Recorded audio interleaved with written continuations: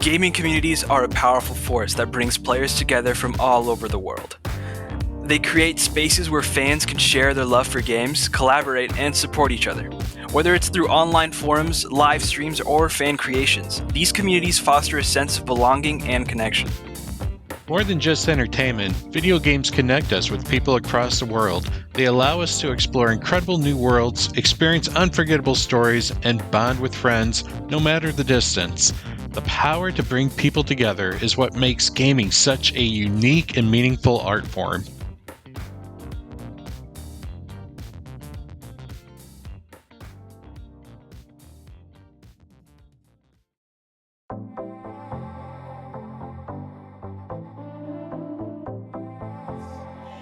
Hello, my name is Adrielle, and I am allegedly, the first ever Patreon patron for Boss Rush. I'm so excited that the boss man himself, Corey Deerig, reached out to me and asked me to participate in the Bossies this year. I'm genuinely so happy to be here.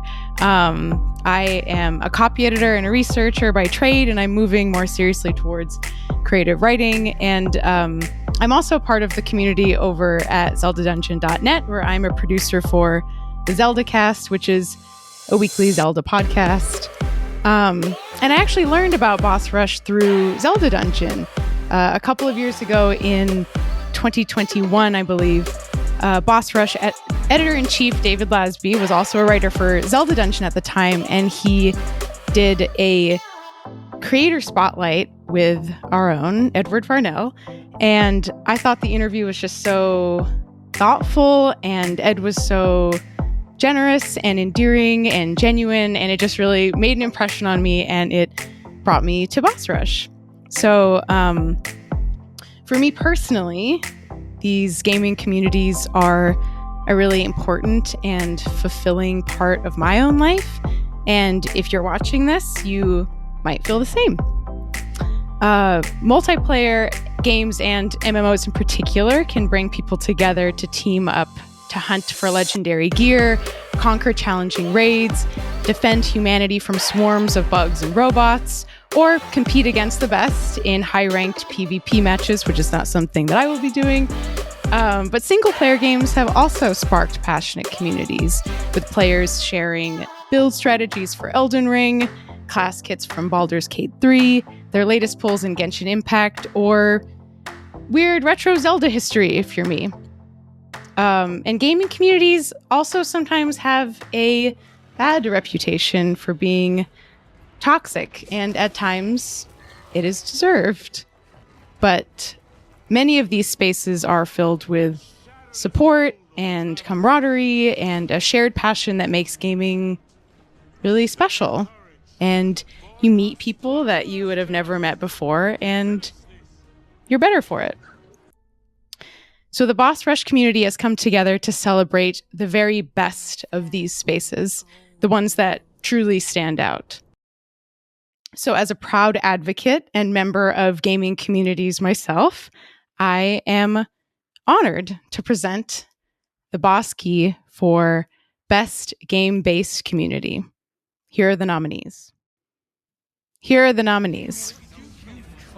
I saved you. And I'm Baldur's Gate 3. Again. Her parasites are merely a symptom. We'll face the Bungie. while we eliminate the remainder of its forces. This flame. From Software.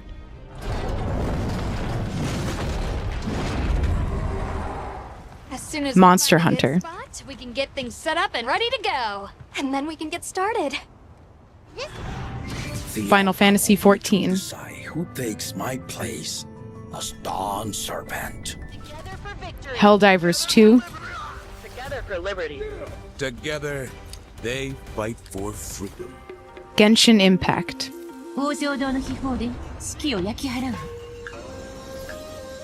その陣を敷くとなると、代償として誰か一人の命を失うことになるんじゃない。And the Boss Key goes to Is more dangerous than you can possibly conceive. It threatens all. Baldur's Gate 3. It threatens the gods. The weave. The very fabric of the universe itself. How would you feel about helping me kill some evil bastards?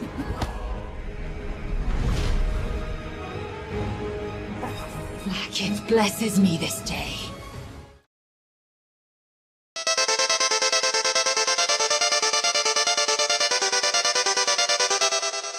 What's up, everybody? This is Darren from the Rusty Rupees podcast, and I have my boys here with me, Justin. Yo, what's good? Road Ninja 23. DeAnte. 13 Cross in the house. And Cameron. Hello. And thank you to Corey and the Boss Rush community for having us on to spread a little bit of community and multiplayer joy with you guys as well. Thank you. Me and the Rupees here, we do a gaming podcast to bring you gaming news, anime, music, entertainment. We stream daily over at twitch.tv/RustyRupees, where we too have many multiplayer experiences to be shared with the community. From traditional couch co-op to online multiplayer, there are several ways to enjoy video games with other people. Multiplayer games offer a one-of-a-kind experience that takes shape from the actions of you and your partners. Whether gameplay focuses on puzzle solving, platforming, or shooting, it's always way more fun with friends, or annoying if Cam is weighing your team down. How did this become about me? Yes. Well, several multiplayer bangers released in 2024, and we are pleased to hold the boss key for one of these incredible nominees. Sorry, Justin, you're not nominated. Next time. The nominees for Best Multiplayer Experiences are Destiny 2, The Final Shape by Bungie.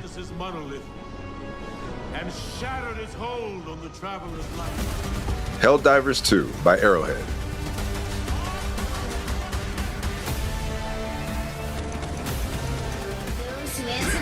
Marvel Rivals by NetEase.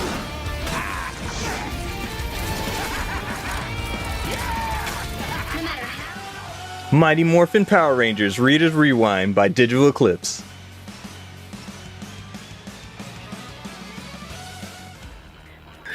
Tekken 8 by Bandai Namco.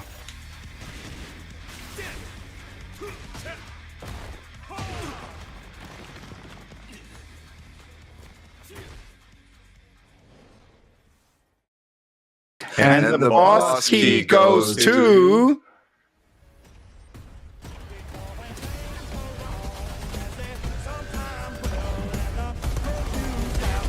Helldivers 2 by Arrowhead.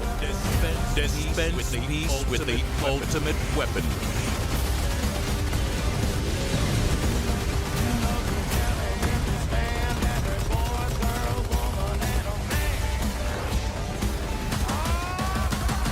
Become a legend.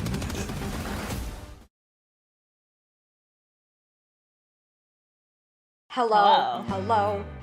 How are you? Hi. Hi. I'm Kat. I'm Tat. This is All Ages of Geek. Insert horn noise. Beep, beep, beep, beep, beep. Anyway. Hi again. So yes, we basically over at All Ages Geek, we interview a bunch of independent creators because they just don't get enough of love. Yes. A round of applause for everyone that we've interviewed so far. We also promote a lot of games, a lot of animations, voice actors. Indie space, voice actors.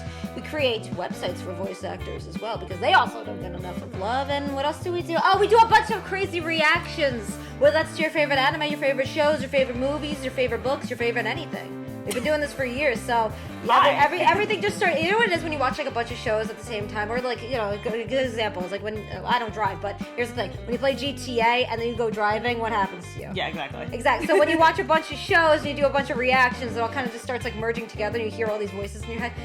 Trust me, we're not crazy. Anyway, a little bit. Yeah. We're from New Jersey, and Ted, go ahead. How did you go and meet these amazing people? Yeah, so we actually met Boss Rush at PAX East in 2024. I was randomly sitting in the press room and they came up to me and like, hey, who are you? And I told them about All Ages Geek and they're like, okay, let's interview you. So, and I was very tired in the press room, we just sat down with them and did a cool interview. They're very, very nice people, so it was really cool that we could be part of this year. No, it's funny because, you usually do all the interviewing. Yeah, it was really How did that feel? Like, you usually do all the interviewing on All Age Geeks, like podcast, but like, how did it feel for you to be interviewed? It's weird because when you're used to asking questions, when people start asking you questions, you're like, wait, how do I respond? Who am I? So it's like, okay, I'm usually like, oh, hey, what do you do? And they're like, oh, hey, what do you do? And I'm like, oh. It's like, I usually ask the questions here. What's happening? So that's how we met. It was really cool. Speaking of games and awesome conventions, what's our favorite game of the year? That I'm going to start with an indie. I have it right here. Oh yeah. Oh, she's just promoted on her. Techno Banter. I don't know if you could see it, but it's a little pin of the. Zoom in. Yeah. Zoom in right now. There it is, Techno Banter. It is one of those games where basically you have to take care of like this club, but there's so much more to it. It's a mixture of like those like tycoon games. Yeah. And then there's so much meaning behind it, but it's not one of those like force-feeding deep meaning things. It's one of those games where it's like it has comedy, but it's also like I'm not gonna force you a type of story. So it kind of goes into you have to do management and also kind of in a way like a visual novel. Yeah, and the art style is really cool to the game too. There's a lot of choice space, and if you make the wrong move, it's so good. I mean, you could like smash a freaking monkey's hands on the piano, which mind you, all of these animals are also like humans. Yeah, so it's really sad and fun. It's a really, really good game. I really do like the tiger in it. There's like an ape guy that comes in, and then you can like kind of say no to him, and then you kind of make your own type of like insults at people. You let him in, you're like this bouncer, and if you don't let him in, then they either get mad or they shun you, or then you dodge like their attacks, basically based on comeback. So it just overall is such a good game, and you actually did interview them over on PAX, right? I think it's PAX West. We met the one of the developers of the game. Yeah, and it's just cool to see like meeting the people who made the game and then being able to play it. But it's definitely like one of those games that like if you're bored at night and you don't know what to do, like pick up this game because it's like there's a lot to the game. Like we only played like an hour of it, and it's like we barely got through. Yeah, it was any just a of demo the game. too, and the demo itself it gives you a lot of like the taste and feel of what it is. The characters are very like memorable, and the good thing about it too is if you're into like one of those like management type games, like things can go really wrong and you get rewarded based on how you do. So you could either have a really bad club, a really good club, and everyone's experience with the game will be very different. And it's cool because you can actually explore like the city. Because a lot of like choice-based games, it's very limited to what you can see. This one, it's like you can like walk around and like interact with like the laundromat, like all the stuff in the city. And it just definitely sets the tone of like what the game is trying to show. Yeah, if you know the series Gumball, you know how like everyone looks different. It's very similar to that, where it's like the characters, like some of them look very pixelated, and it's supposed to be like that, and they move like this, but then like the background looks very, very heavily detailed. Is that there's so much to do within that game, and it is an indie, so please do check that out. Yeah. But outside of indies, we always go for the same two games like every single year. The Sims, even though despite the fact that The Sims, if you go into the community, there's a lot of like bugs and certain things in Sims 4, but overall, like it's out of love that the community of The Sims just want to help the game itself. Like modders are absolutely amazing what they can do in The Sims, and I think the reason why Sims is so good is because you can customize as much as you want, not as much as Sims 3, but Sims 4 they look better. So like I said, and then also Legend of Zelda Wind Waker. We still want it on the Switch. Yeah, I was still waiting for that. That's going to be like one of the most like highlights of our year. Our life. If it does, our life.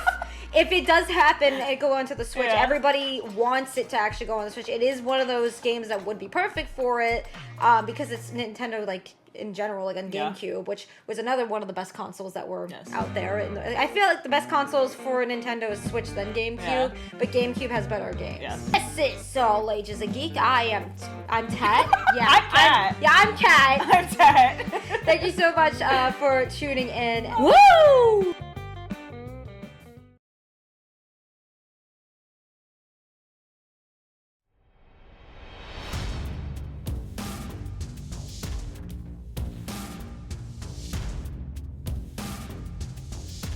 Hi, I'm Tristan Bellawala. I'm an animation writer and content creator, and I was the narrative coordinator on Helldivers 2.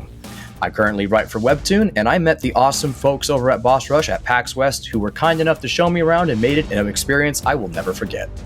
I'm excited to be here on the 2024 Bossies to present the Boss Key for Best Ongoing Game. The best ongoing games thrive by engaging players through consistent updates, polished gameplay, and a strong community to rely on. It delivers a core experience that feels rewarding, with mechanics that appeal to both casual and the most hardcore of gamers. Fresh content like new stories, maps, characters, events, and even community-made skins keeps the experience exciting, especially when shared with friends and family. Seasonal rewards and progression systems offer meaningful goals for those who love the grind to put their all in at every hour of every day.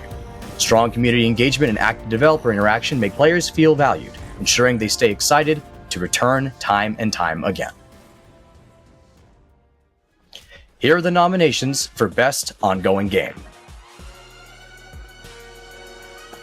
Fortnite by Epic Games. No Man's Sky by Hello Games. Planet variety is far beyond what was possible. Genshin Impact by miHoYo.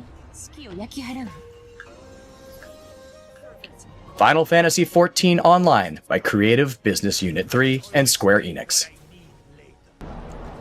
Destiny 2 by Bungie. Face the witness. While we eliminate the remainder of its forces, our final chance. And the boss key goes to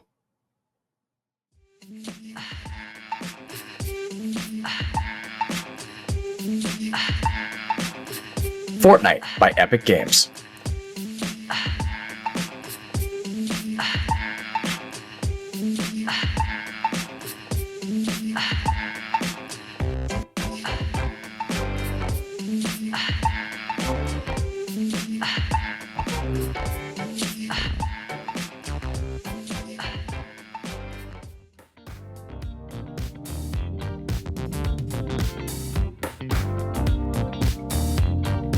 It's truly incredible to witness the way different video game communities thrive, powered by the passions of their fan bases.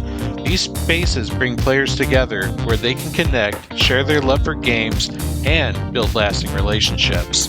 These communities continue to grow and evolve because of the dedication of players, creators, and fans alike that elevate gaming from just a pastime to a shared experience that unites us all. Thank you to everyone who contributes to making these communities so special, and we're all excited to see how they continue to shape the future of gaming.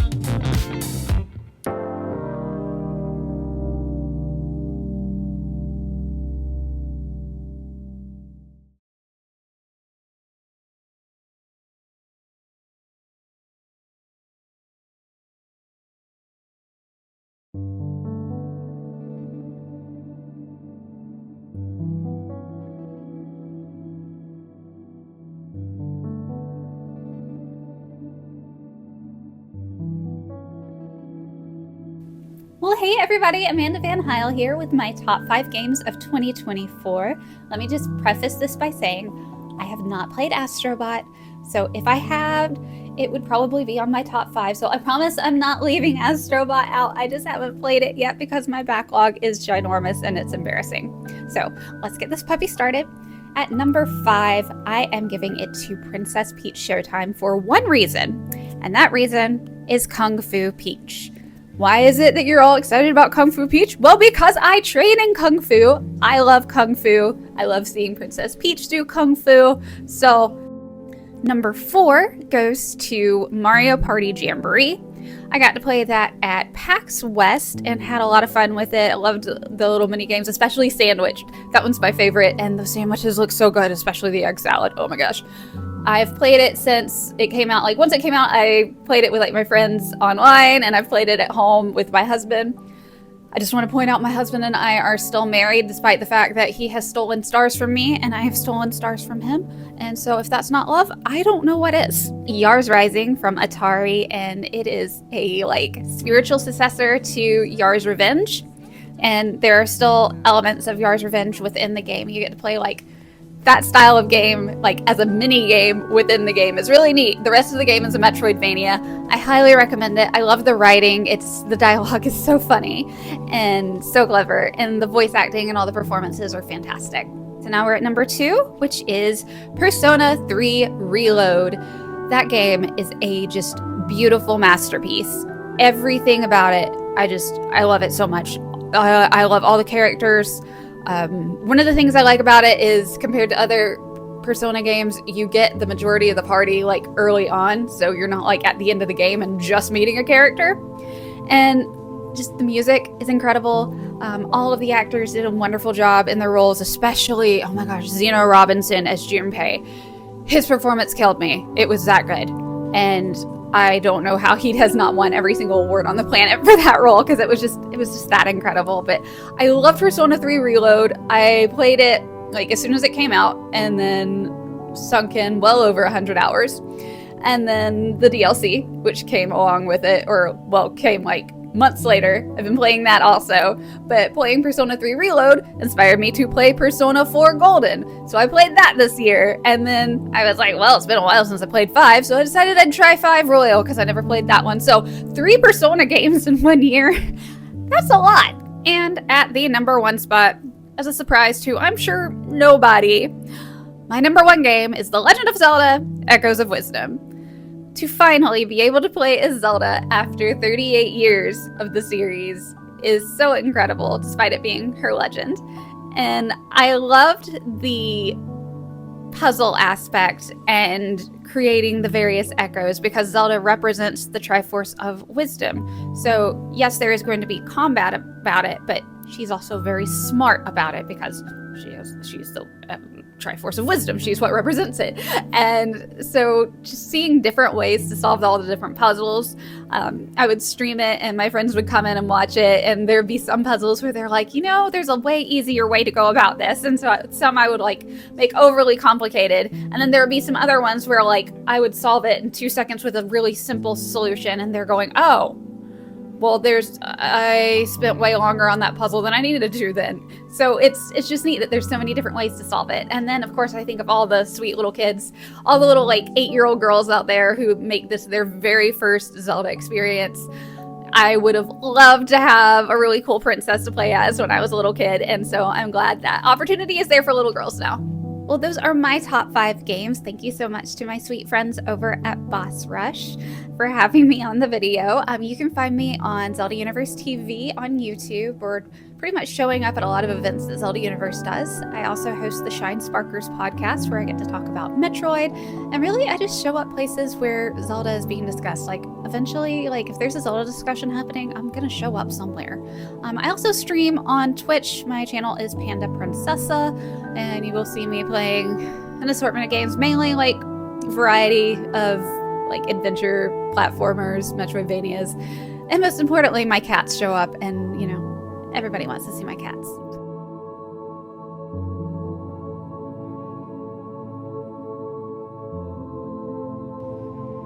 Hey there, my name is Jess Rappaport. I am the owner of Zelda Universe and the creator of Zelda Wiki, and these are my top 3 games from 2024, which is pretty easy for me because I pretty much only played 3 games in 2024. Specifically, I played Zelda games that I've never finished. It might surprise you, but for over 20 years, I had never played Ocarina of Time or Majora's Mask. So, in 2024, I finished both. And I also finished Wind Waker HD, but we'll get back to that later. So you might be wondering, between Ocarina of Time and Majora's Mask, which one did I like better? And the answer is Majora's Mask. I loved Majora's Mask. I also loved Ocarina of Time, but they're really different games. Why do I love Majora's Mask? Well, my favorite Zelda game of all time is The Wind Waker. I love the emotional connection you get to the characters, the expressiveness in the art style, and I love that the story is focused on the emotions of those characters. So it's probably no surprise that Majora's Mask resonated a lot more deeply with me than Ocarina of Time. Ocarina of Time had a very specific job, to be the first 3D Legend of Zelda, and that meant that its environment and its world was pretty generic, I felt. It had to be the save the princess, go through the standard dungeons, and I felt that the game itself was pretty long. Next to Twilight Princess, probably the longest Zelda game I've ever played. And with these Zelda games that get really, really long, I have the attention span of a peanut.